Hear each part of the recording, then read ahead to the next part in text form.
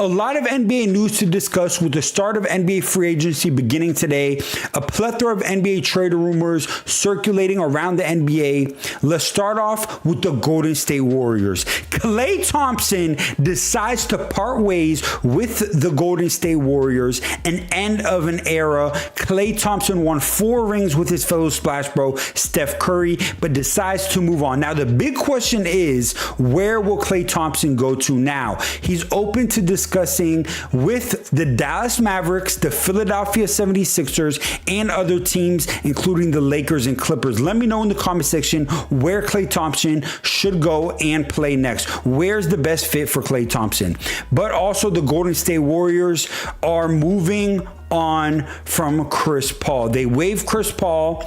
They probably don't think he fits their timeline anymore. They waive him, but a team to keep their eye on to get Chris Paul is the San Antonio Spurs. Yes, the San Antonio Spurs want Chris Paul. They want to pair up Chris Paul with Victor Wembanyama. We've seen what Chris Paul could do with younger cores. He made a deep playoff run with the Oklahoma City Thunder, made a huge playoff run, and made it to the NBA Finals with the Phoenix Suns, and now the Spurs want to pair him up with Victor Wembanyama to help his development. I think that would be a pretty interesting move. I think it would be a great addition for the Spurs. It doesn't fit their timeline exactly, but I think it would be a good move for the development of Victor Wembanyama. But back to the Golden State Warriors. Klay Thompson decides to leave them. They part ways with Chris Paul. The good news is Klay Thompson is going to do a sign and trade. So wherever Klay Thompson wants to go, they will do a sign and trade, and they will get pieces back for Klay Thompson. So whether it is if he goes to the Dallas Mavericks or the Philadelphia 76ers, they will get pieces back. So that is the good news for Golden State Warriors fans. Also, some good news. Paul George is on the Golden State Warriors radar. Pairing up Paul George with Steph Curry will be monumental for the Golden State Warriors title hopes. I do think that will work out and be a great signing for them. Yes, Klay Thompson leaves, but they get Paul George in return, a player that could be really good on offense for them. Also a great defender. I think Draymond Green will elevate his defense even more, but I would keep your eye out for that. But another team that Paul George could go to is the Philadelphia 76ers. You hear a lot about the Golden State Warriors and Philadelphia 76ers. They want a lot of the same players, and Klay Thompson obviously is open about going to the 76ers. So you could see a trade between those two teams. Those two teams' names are going to be circulating a lot with the NBA trade rumors going around. But Paul George also open going to the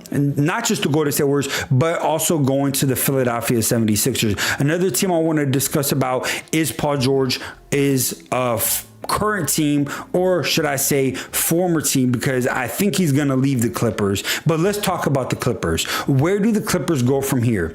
Yes, Paul George is probably going to leave them in free agency. You have Kawhi Leonard. You're discussing signing James Harden to an extension with 2 years, $70 million, I believe. So you have James Harden. You have Russell Westbrook, who they just announced the Los Angeles Clippers are open to trading Russell Westbrook. Will they get a plethora of young talent and picks back? Probably not. But could they get some decent role players and maybe some second round picks to build around? Well, not really build around Kawhi Leonard, because now they're in win now mode. But could they get some solid role players to surround around Kawhi Leonard and James Harden?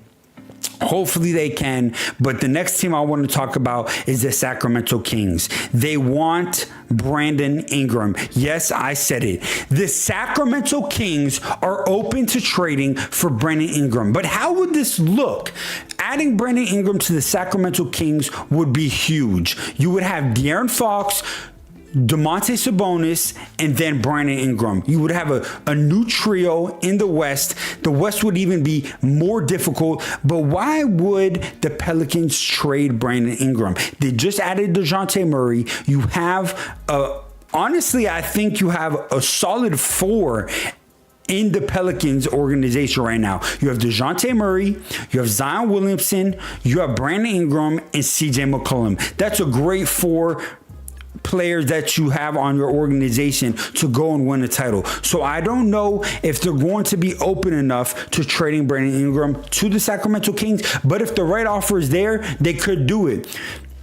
Also, I just got some breaking news on my phone that Kentavious Caldwell-Pope is signing with the Magic on a 3-year deal. And I think that's a great deal for the Orlando Magic. They get to add more pieces to surround around Paolo Banchero. They just made the playoffs this past year. Obviously, they got bounced out pretty quickly, but they are continuing to grow and make a run maybe deeper in the playoffs this upcoming season. But that's all the news I have right now. Actually, one more team I want to discuss is the Philadelphia 76ers. I didn't even get to talk about my opinions on them. They have a decision to make. Do they want Klay Thompson or do they want Paul George? They can't get both. So if they sign Klay Thompson, they're probably not going to get Paul George and vice versa. So they have a decision to make on which player they want more and which player they think they could win a title with their 2 main guys, which are Ben Simmons. I said fucking Ben Simmons. I meant Joel Embiid. Sorry, I had a brain fart there. Joel Embiid and Tyrese Maxey. Those are their 2 big players. Can they surround them with one more all-star piece to make a title, NBA title push? Let me know in the comment section. Hit that subscribe button and peace.